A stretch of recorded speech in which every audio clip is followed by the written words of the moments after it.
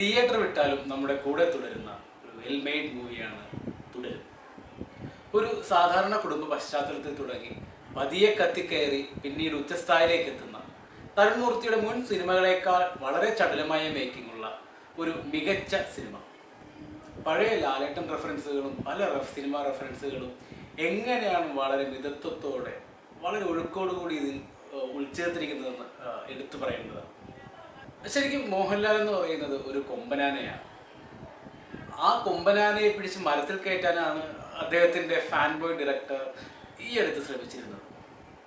ശരിക്കും തരുൺമൂർത്തി ചെയ്തത് എന്താണെന്ന് വെച്ച് കഴിഞ്ഞാൽ ആ കൊമ്പനാനയെ, ആ ഒറ്റ ആനയെ കയറൂരി കാട്ടിലേക്ക് അഴിച്ചുവിടുകയാണ് ചെയ്തത്. ആ ഒറ്റയാൻ ആ കാടങ്ങനെ മതിച്ചു നടക്കുന്നത് കാണാൻ ഒരു ചേര് തന്നെയാണ്. ലാലേട്ടൻ നമ്മളെ ഇതിൽ ചിരിപ്പിക്കും, ചിന്തിപ്പിക്കും, കരയിക്കും, രോമാഞ്ചം കൊള്ളിക്കും. ഞാൻ കുട്ടിക്കാലം തൊട്ട് തന്നെ ഒരു മമ്മൂട്ടി ഫാനായിരുന്നു. പക്ഷേ നമ്മൾ ഓരോ മലയാളികളുടെയും ഉള്ളിൽ ഒരു മോഹൻലാൽ ഫാനുണ്ട്, ഒരു ലാലേട്ടൻ ഫാനുണ്ട്. ആ ലാലേട്ടൻ ഫാനിനെ ഉണർത്തുവാൻ പോകുന്ന ഒരു ഗംഭീര സിനിമ തന്നെയാണ് തുടരും. ലാലേട്ടൻ്റെ അഭിനയത്തോടൊപ്പം എടുത്തു പറയേണ്ടതാണ് ഇതിലെ മറ്റു അഭിനേതാക്കളുടെ പ്രകടനം. ശരിക്കും വ്യക്തിത്വമുള്ള കഥാപാത്രങ്ങളായതുകൊണ്ട് തന്നെ ഓരോ അഭിനേതാക്കൾക്കും അവരുടെ കഴിവിൻ്റെ പരമാവധി പുറത്തെടുക്കുവാനായി സാധിച്ചിട്ടുണ്ട്.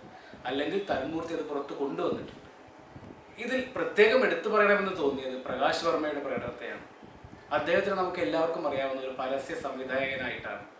ഹച്ചുപട്ടിയൊക്കെ ആർക്കെങ്കിലും മറക്കാൻ പറ്റുമോ? പക്ഷെ അദ്ദേഹത്തിൻ്റെ ഉള്ളിൽ ഇത്ര മികച്ചൊരു അഭിനേതാവ് ഉണ്ടെന്നുള്ളത് ആദ്യമായാണ് മനസ്സിലാവുന്നത്. അദ്ദേഹത്തിന് കൊടുത്തുള്ള അദ്ദേഹം വളരെ ഗംഭീരമായിട്ട് ചെയ്തു വെച്ചിട്ടുണ്ട്.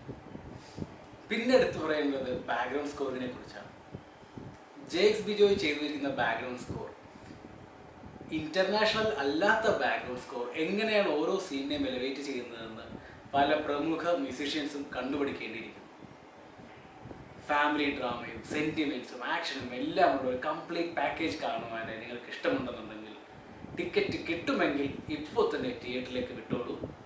It is a must watch movie in theatres. ഈ സിനിമയ്ക്കൊരു തുടർച്ചയുണ്ടാകില്ല, ഒരു ഭാഗം മാത്രമായിരിക്കും.